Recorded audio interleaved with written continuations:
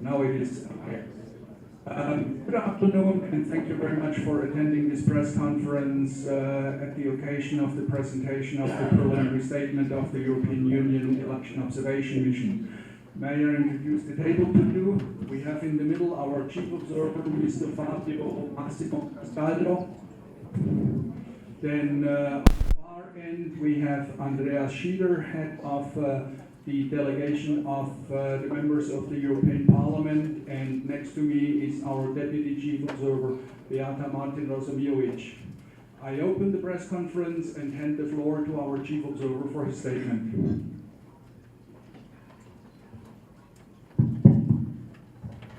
Thank you very much, dear Everard. Excellencies, ladies and gentlemen, distinguished members of the press, today I will have the honor to present the preliminary statement of the European Union Election Observation to the Republic of Zimbabwe. The findings in this preliminary statement reflect the work of the EU Electoral Observation Mission up to this time.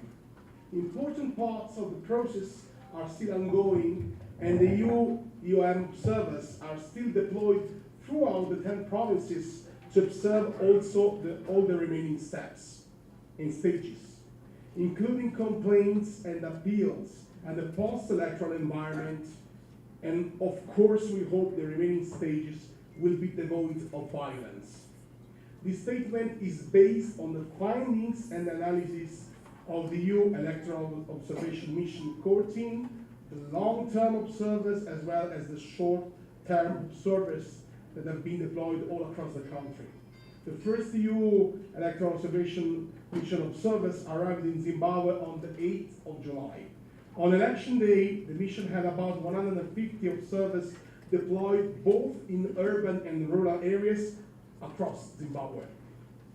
They represent the 27 EU member states, as well as Canada, Norway, and Switzerland. And I would like to cite this opportunity to express once more my deep gratitude to all of them for the excellent cooperation and their support. Part of the EU-EUM on election day was also a delegation from the European Parliament of 7 experienced colleagues led by Mr. Andreas Schieder, who is here beside me, and the diplomats accredited to Zimbabwe. I would also like to thank the observer missions from SADC, from the African Union and COMESA, from Commonwealth, and from the Carter Center for the good cooperation we had so far. The EU-EUM was invited by the government of Zimbabwe, and an administrative arrangement was signed between the European Union and the Ministry of Foreign Affairs and International Trade. This agreement stipulates also access to all electoral stakeholders and also the information relevant to the electoral process. Unfortunately, this was not the case with the official bodies. This is unprecedented in the history of the EU-EUM.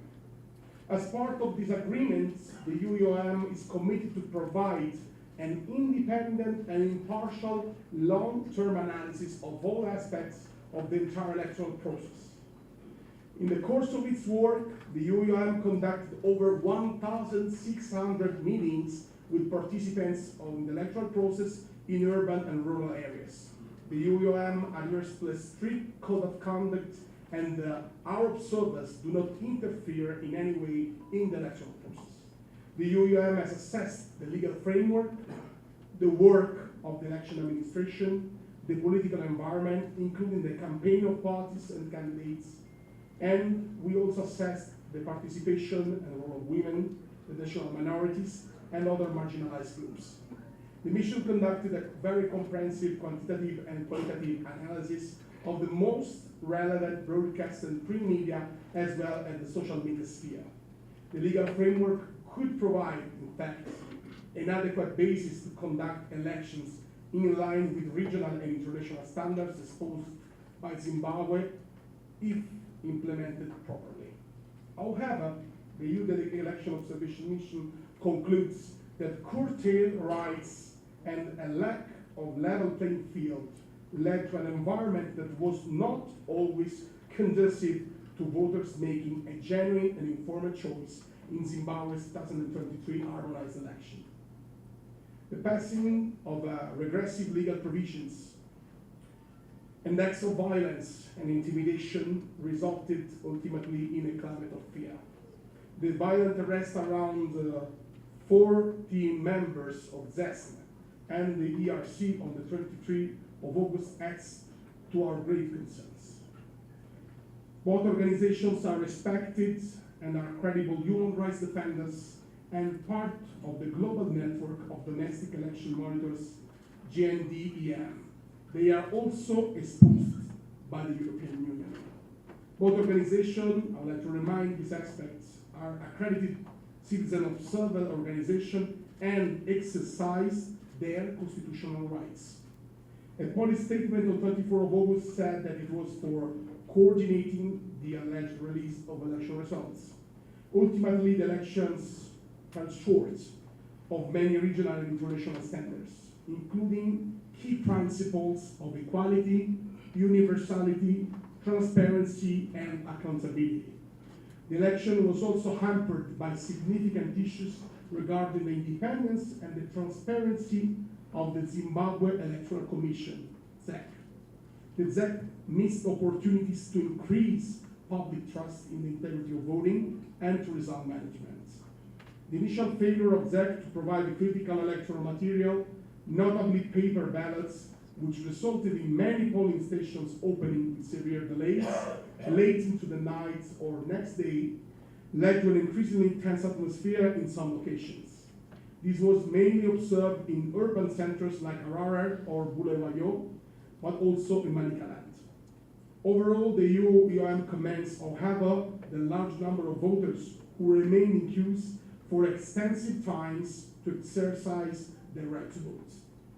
ZEC's communication regarding delays, its reason, and the actual voting hours was insufficient.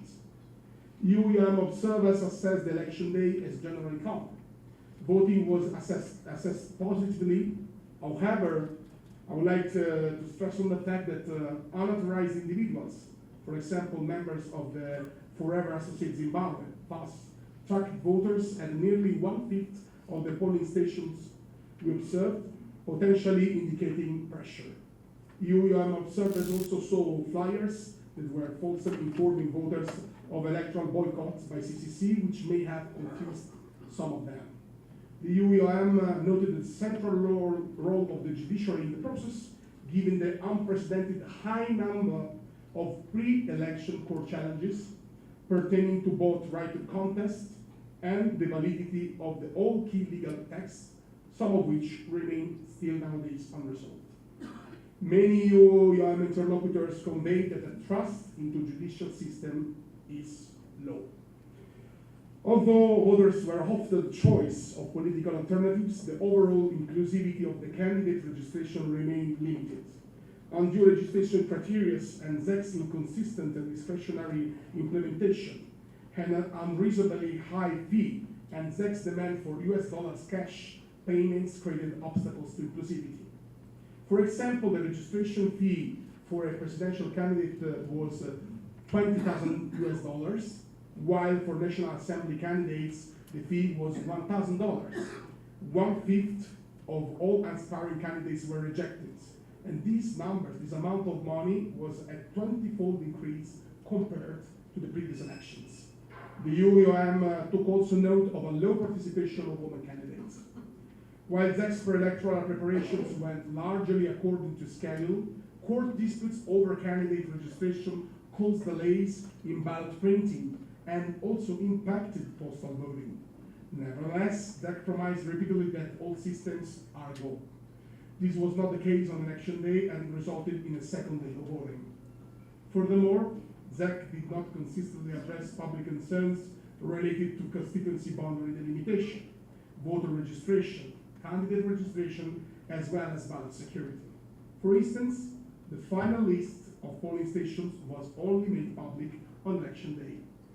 Voter registration was a significant point of contention. ZEC did not publicly disclose details prior to this election of its efforts to verify the accuracy of the voter registration data. Before elections, ZEC did not provide fully analyzable electronic copies of the voters' roll to civil society. The campaign presented voters with a range of viewpoints, but there was a lack of a level playing field, particularly regarding the freedom of assembly, which was unduly restricted by arbitrary implementations of the Maintenance of Peace and Order Act, the so-called MPOA. Police used the force to disperse several opposition gatherings, and some instances of intimidation and violence took place, including one killing. The UOM's media analysis revealed similar shortcomings. State-controlled media allocated substantially more airtime and free space to the ruling party and President Mnangagwa and the government. For example, the UOM media analysis revealed that state ZBC devoted over 2/3 of its news and current affairs coverage to ZANU-PF, the president and the government. ZBC owns the radio stations, gave the ruling party almost all their election-related airtime. Digital rights are restricted by law, notably online freedom of speech, access to the internet, access to information online, right to privacy, and data protection. These resulted in fear and self-censorship by online users. Manipulated election-related content was also circulated widely on social media and traditional media, negatively affecting voters' ability to make informed decisions. The EU election observation missions deplore an extensive and sustained disinformation campaign against the EU, EOM, and other international observer organizations by some media and social media platforms. These unacceptable attempts are to discredit the mission and are seen as a blatant disinformation of the Zimbabwean public. They do reflect a continued effort to undermine the European Union electoral observation mission and credible election observation. The UOM will present a final report with a comprehensive analysis in about 2 months. This report will reflect also the UOM's assessment of the entire electoral process. At the same time, the UOM will make recommendations for future electoral processes, and those recommendations, of course, will be for consideration. I thank all of you for your attention. Thank you, and I'll pass the floor to Mr. Andrea Schieder, head of the delegation of the European Parliament. Thank you. As already said, my name is Andrea Schieder, and I'm a member of the European Parliament, and it's my pleasure to address you today on behalf of the Parliamentary delegation. Before doing so, I also want to express my big thanks for this excellent and good cooperation with the other electoral observers, especially those from the different African organizations. We are 7 members of the European Parliament, representing a large political spectrum and coming even from 6 different countries of the European Union. We have been present during these significant days for Zimbabwe as a part of the European Union election observation mission. And we take note of the late arrival of the invitation to observe these elections. Nevertheless, we are here to perform our work, as we do everywhere in the world, because our presence was requested by the Zimbabwean authorities. First and foremost, I want to express our full endorsement to the finding presented today by my dear colleague and friend, Chief Observer, Mr. Fabio Massimo Castaldo. I thank him and all the team for their work and cooperation. During the past few days we have been here, we met with national authorities, candidates, party representatives, religious leaders, civil society organizations, and media representatives. And the Chief Observer already has given throughout an overview of the mission's preliminary findings, and I therefore wish to focus on those issues that we as elected politicians consider as crucial. Let me start by stressing 2 very important points for our delegation. First, there are the crackdown and raids that led to the arrest of 39 people from local observer organizations in this very hotel, which were from CESN and ERC. As subscriber of the Declaration of Principles for Election Observation, we strongly condemn these unacceptable attacks against citizens observers, which are considered by the European Parliament and globally human rights defenders. ZEC and its part is part of the GNDM, the Global Network of Domestic Election Monitors, and it is considered as an independent and credible organization. To make it clear, the European Parliament asked for their release.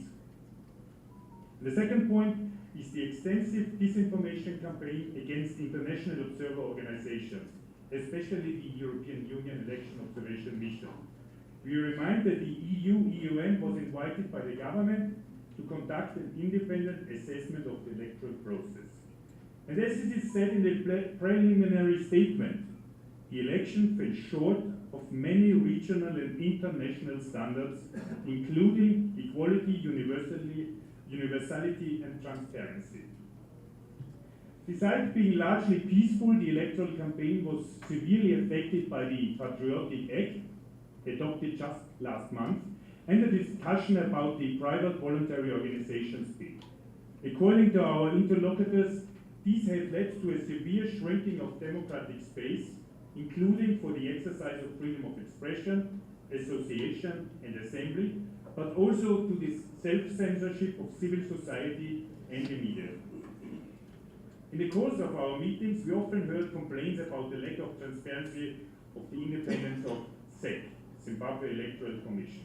We were also told that it did not provide effective and timely information during the electoral campaign, in particular concerning the voter roll.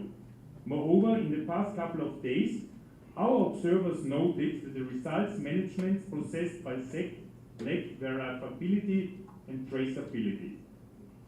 And we regret that ZEC did not receive our delegation despite several requests from our side, and taking in consideration that the substantial technical and financial contribution the European Union gave to these elections. Equally, several local actors with whom we spoke expressed a serious misgivings concerning the independence of the judiciary regarding the resolution of recent electoral disputes and candidate exclusions. We all agree that democratic competition should always take place on a level playing field and on fairness. No candidate or party should have unequal access to state institutions, resources, and media. And we were also reported of misuse of state resources and public office. For example, salary increases for civil servants and support measures for traditional leaders during the electoral campaign. And in addition, we were informed that the state TV broadcaster has been biased in favor of the party in government. An incumbent also benefits from a minimally regulated political finance framework, as it is currently the case in Zimbabwe. Furthermore, the inclusiveness of the process suffered for the 20-fold increase of the registration fees for presidential and parliamentary candidates. We also heard that for the settling of these fees, a payment in US dollars was demanded in most cases, and very often in cash. And information that had previously not been given to those who wanted to register. And this meant that over 1/5 of the candidates were denied registration. We also deplored that women made up less than 50% of all registered candidates. And compared to 2018, where 4 presidential candidates were female, this time only 1 was able to run only through legitimation. We believe that the next government should facilitate improvement on these fronts and on many others. During election day, I cannot start without turning to the election day, I cannot start without taking the obvious. These elections were challenging and difficult. Our delegation split into 3 teams, and one team observed Harare, another Marondera and its surroundings, and another one in Chinchoy. We would like to praise the passion, resilience, and the democratic aspirations of the citizens of Zimbabwe, who spent several hours queuing to cast their vote. In several districts, including the capital Harare, papers for the local elections arrived with unacceptable delay, with the opposition alleging the delays disproportionately affecting their strongholds, as assessed by the mission's statements. The atmosphere on the election day was relatively peaceful, but at this tense, largely due to the extremely late arrivals of some ballot papers, but also due to the behavior of party activists who placed desks in the premises of the polling stations to take names of the citizens at the entrance and the exit of the polling stations. In a number of cases, polling stations opened dramatically late, while some having to close down again shortly after due to lack of ballot paper. This problem occurred frequently in urban areas, while rural areas had received sufficient amount of ballot papers. The conditions for people waiting in the line to fulfill their civic duties for many hours were quite dire, given heat and lack of shade or water. We also experienced rising frustrations of many voters. While waiting to cast their vote, they found out that their relatives in the rural areas had already voted. We observed that when tents were used as polling stations, it made voting more difficult and challenging for both staff and voters. Voters were still waiting to vote until late at night, and they were highly frustrated, complaining about the disorganized nature of the elections.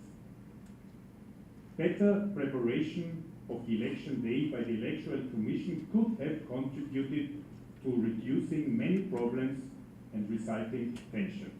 This being said, we would like to extend our sincere thanks to the thousands of Zimbabweans who worked as polling station staff. They did their best to ensure that the proceeding ran as smoothly as possible. Above all, on behalf of all the team, I would like to express our admiration for the civic spirit and the democratic aspirations shown by the people of Zimbabwe, who went to vote and were ready to spend an entire day and maybe also an entire night waiting in line to fulfill their civic duties. The presence of political agents in the polling station is also considered quite constructive. I would now like to refer on the post-electoral period. Moreover, clear and conclusive results must be announced within the electoral deadline, ensuring transparency, traceability of counting will strengthen confidence in this step. This is critical, and ZEC should be fully transparent in the tabulation and publication of results. Any dispute regarding the electoral process should be addressed peacefully according to the established legal procedure. And it is also crucial that the judiciary shall perform its constitutional duties in an independent, impartial manner. And finally, I would like to underline that the European Union, including the European Parliament, stands ready to support a reform process in Zimbabwe. A reform process which is inclusive and democratic and works to ensure a stable and prosperous future for all its citizens. And in this respect, we are available to provide our assistance to ensure the best possible implementation of the EU-EUN recommendations. Thank you for your attention. I open now the floor for questions. Please introduce yourself by name and also let us please know the media outlet you work for. Do we have, where do we have questions? We have one in the middle.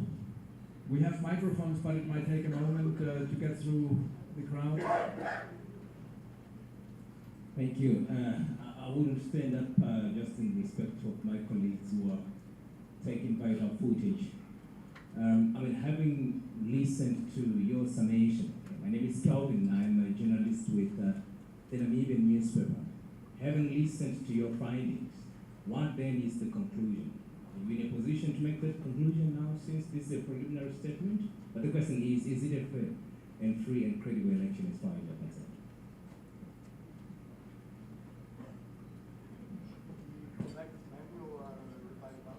I would say we do one by one.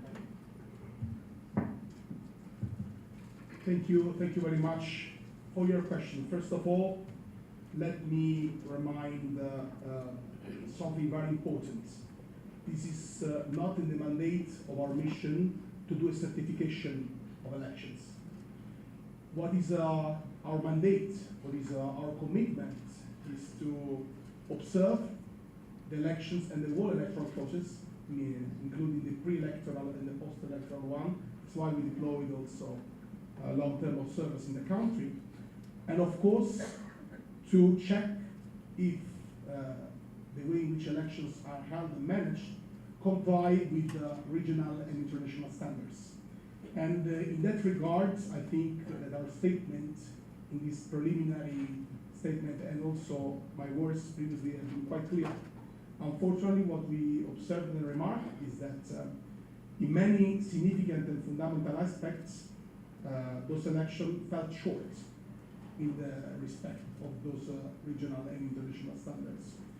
Of course, in 2 months, around more or less 2 months, we will also publish a final report that will analyze in detail the phases that we already observed, but also the following one that are still pending, notably the tabulation and notably also the announcement of the results and all the post-electoral phases, eventual also legal agreements that could be also raised by the stakeholders involved.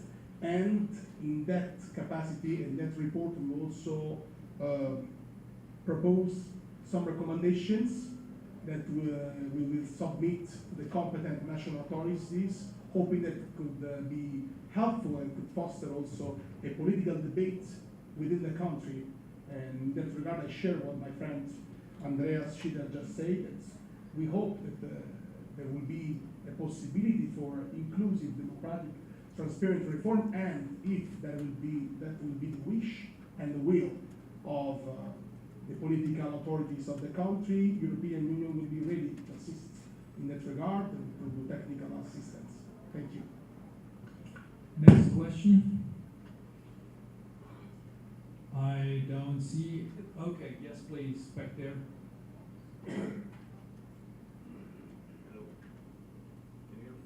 Hello? Yeah. Now, yes.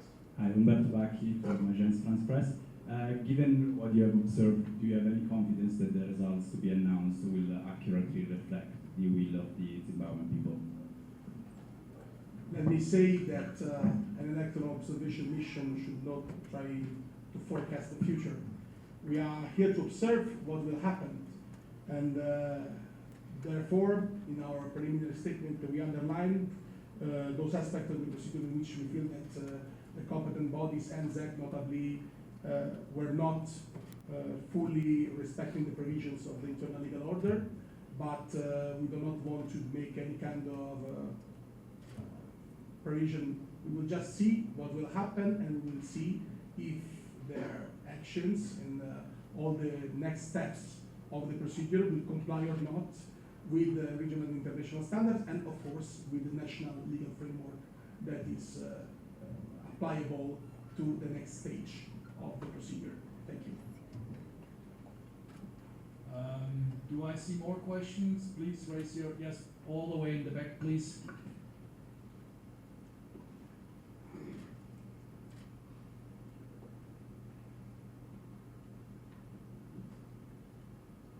My question is, your preliminary report all but condemns this plebiscite and effectively creates a context for a contestation around the result. And references will be made to this preliminary report, although you say you come after 2 months. 2 months is a long way off. So much will have happened on the basis of this preliminary report. What do you think should happen? Because you've all but condemned the plebiscite. I'm sorry, but we are not do any kind of condemnation here. We are just reporting what our observers have seen and heard all across the country. I'm speaking about 150 extremely professional and experienced observers with many missions on their back. And on the basis of these data, not second-hand not rumors, but objective data that's been reported by our people on the ground, we drafted an accurate analysis with what the situation is. It is on the basis of that analysis that I'm asking. And the summary of it is that these elections are not credible, so the outcome will be contested. the summary of these gentlemen are that there are significant parts of the procedure that were not respecting the international principles. Of course, I do reiterate the fact that we still have to observe the final phases that are still ongoing. You are aware of the fact that some polling stations just end up their operational votes early this morning. I mean, there was a significant postponement on many polling stations all across the country. And of course, we do reiterate the hope that any kind of grievance, any kind of appeal, any kind of contestation will be done in a legal framework foreseen and without any kind of violence. This is, of course, the hope of the Electoral Observation Mission. And at this stage, we cannot do any other additional remark exactly because the procedure is still ongoing. Okay. So yes, we have a question back there. Thank you. My name is Monica Cheru. I'm with Zimbabwe Now. I would like to ask if the EU is not self-contradicting. On one hand, you are talking about where ZEC and other stakeholders have failed to fulfill their mandates based on the Zimbabwean law and constitution. And then in the same breath, you are challenging laws that were constitutionally passed in Zimbabwe. I don't know, does that make sense? Like the POV and the whatever, the acts that you spoke about, those were constitutionally passed in Zimbabwe. Are you not choosing to play with the constitution when it suits you?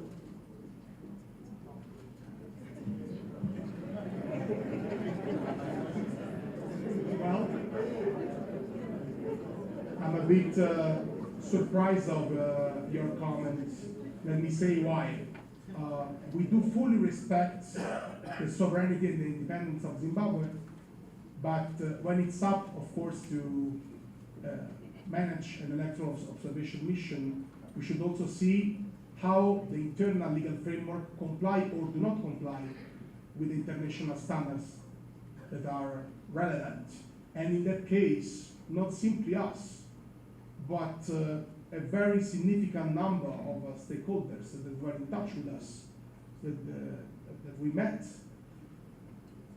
they were denouncing and sharing with us their deep concern about the fact that the so-called Patriotic Act reduced the space of public debate.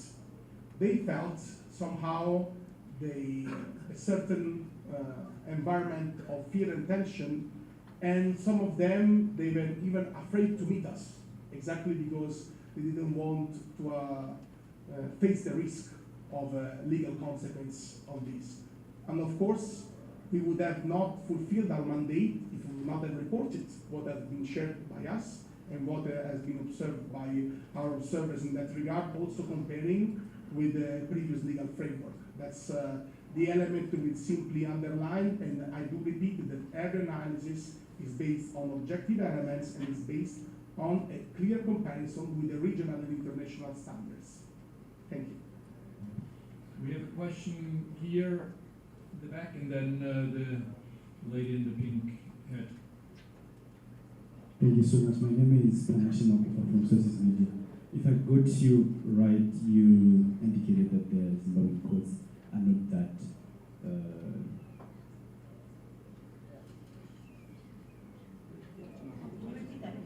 so if I got you correct, you indicated that the Zimbabwean courts, the legal system in Zimbabwe is not that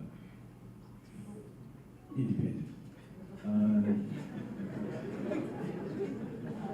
And also, some of the observations indicated that the legal system in Zimbabwe is not that independent. And here you are saying if there is any contestation, people should go the legal route. Do you think the court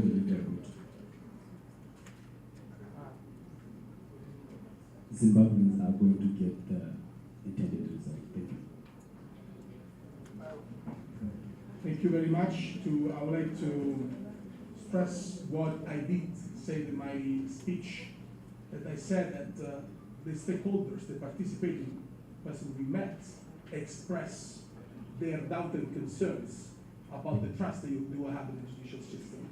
This is not our evaluation, this is the evaluation of the person we met. And they felt that the fact that many legal cases are also were concerning those elections in terms of the candidacy has not been solved before the elections, also didn't give a contribution in that trust. That's what they share with us when we have our meetings, and I would like to remind that there were a very significant number of meetings, 1,600 all around the country. So I think that gave us a good basis of data to assess in that regard. And of course now we will observe very carefully that judicial dimension eventually, if there will be, of course, appeals or cases of judiciary part of the procedure, where people are constantly present in the courts, following each one of those procedures, as well as still today present following also the case of the rest of around 40 persons from ZEC and ERC, and we will observe very, with a lot of attention, of course, all the following parts of the cases. Thank you. My name is Shadaya, and I'm a freelance journalist. You noted that female participation in politics in Zimbabwe is a bit on the low. Are there any reasons that you need to apply for the low participation? Thank you, Madam.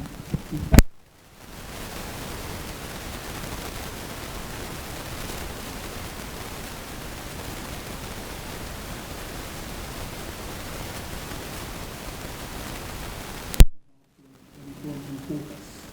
Because if on one side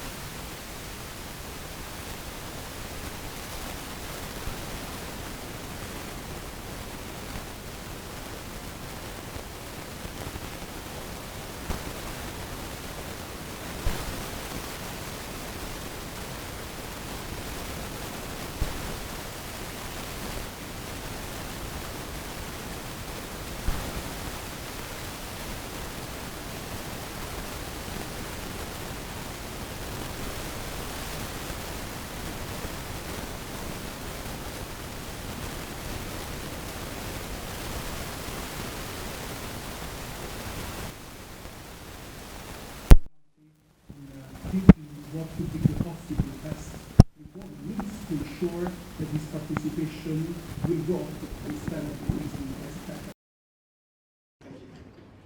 Did we have a question in the middle? Okay. No, if not, then the gentleman. Yeah, she's coming next. First, the gentleman here, and then the lady in the back.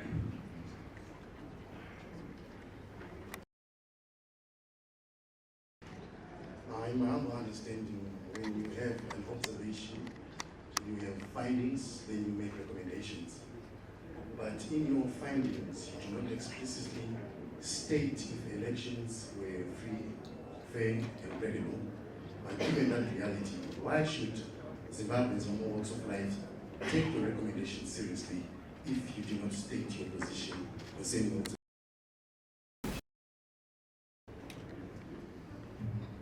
I think I already answered to this question, but I will try to explain even better.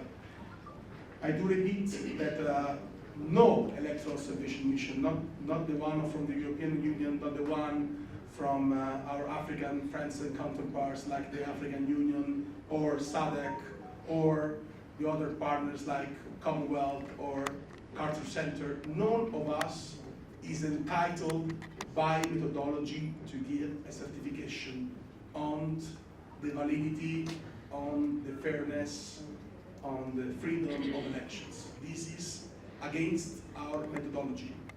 The methodology seems, of course, to have observers all across the country to collect as many data as possible in a coherent way, and then after that, of course, to try to see if the part of the procedure are complying or not with the standards. And that we are being very clear. We told you positive aspect that you said, for example, that generally these elections were calm, but we also had to underline the aspects in which the procedures fell short from what it was foreseen by the regional and international standards to which Zimbabwe is adhering.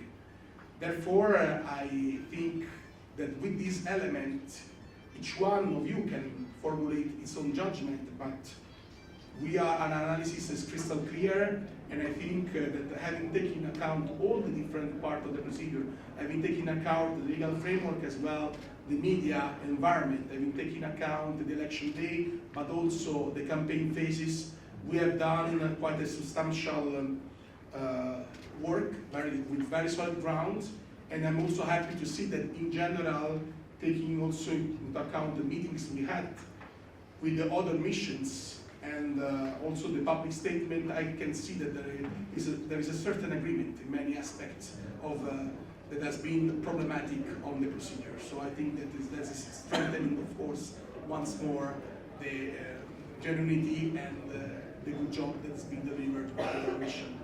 Thank you. Thank you very much. My name is Yvonne Muchaka. I am a freelance journalist. My question to you is that after you produce your report, and given that institutions like ZEC refuse to meet with you, do you see any of them taking on your recommendations and improving the state of the elections in Zimbabwe? Thank you. I really hope so, in the sense that, of course, for a mission that has trying to do always its best in terms of professionality, in terms of engagement, a matter of also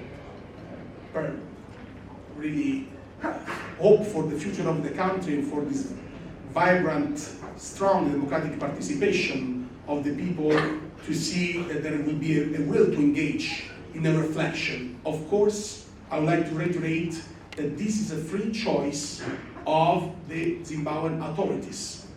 We are just providing elements or reflections coming from our analysis, coming from the international standards, to ensure that there will be the possibility for them to enrich the national political debate in that regard. But then it must be a political will of the new government, a political will of the new presidents, and of course a political will at the technical level of ZEC to engage or not.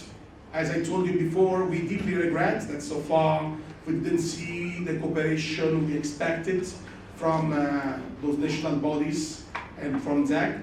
And I think that that was really unexpected and sad, taking into account that we have been officially invited by the government, and we already provide as European Union and a very significant and important technical and financial assistance. But nevertheless, we are still positive and confident, and we hope that, of course, to see progresses also in that relationship, and eventually, of course, we really hope and we'll do our best to ensure that the final report will give a rich set of fruitful and interesting recommendation, and if there will be the will to engage from outside, there will be the maximum support and will to give our personal contribution in that regard. So we have time for one more question. It's the gentleman in the white shirt. Yes, my name is Andrew. I'm a local observer. I just wanted to find out, would you not say that the 2023 elections are better than previous in terms of the malpractice and the violence, etc. And also, what are the positive or plausible things that you can say that happened in this election, which it did not happen before, or what you would say that perhaps the EU and the other international standards met those standards. What are those that are positive? Because for now, what we have heard is at the negative part of the side. What about the positives that meet the international standards and also meet the EUOM observer target? Thank you. Thank you very much. As per our methodology, normally we do not do comparisons with the previous elections. This is also of the methodology that we are doing, in the sense that every election has its context, political, as environment, but as you have remarked, in some parts, of course, we explained where we have felt that somehow there was a certain regression in terms of political space of debate, in terms of political freedoms, in terms of right of assembly, for example, in terms of the way in which the procedure was applied. I would like to say in that regard that I would also do positive remarks. I underline many times that in general, the environment that our observers found on the ground was calm. They felt they were experiencing sometimes tensions, but not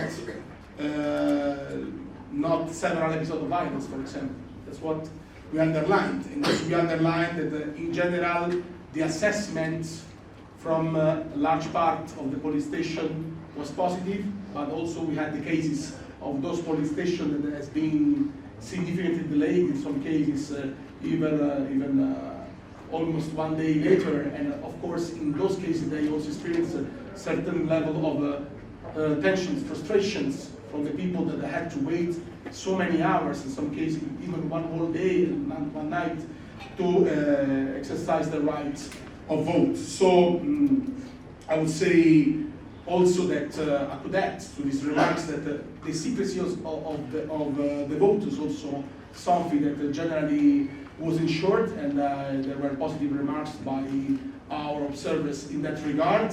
But of course, as we do say and comment and somehow underline those positive aspects, we cannot deny the critical parts that I have extensively already explained. So this is all done in a spirit of very objective analysis based on data. Thank you. Thank you very much for attending this press conference. I close this press conference now. You will find the preliminary statement, the press release, and the fact sheet at the entrance. You will see us again in about 2 months with the next press conference when we present our final report. Thank you very much.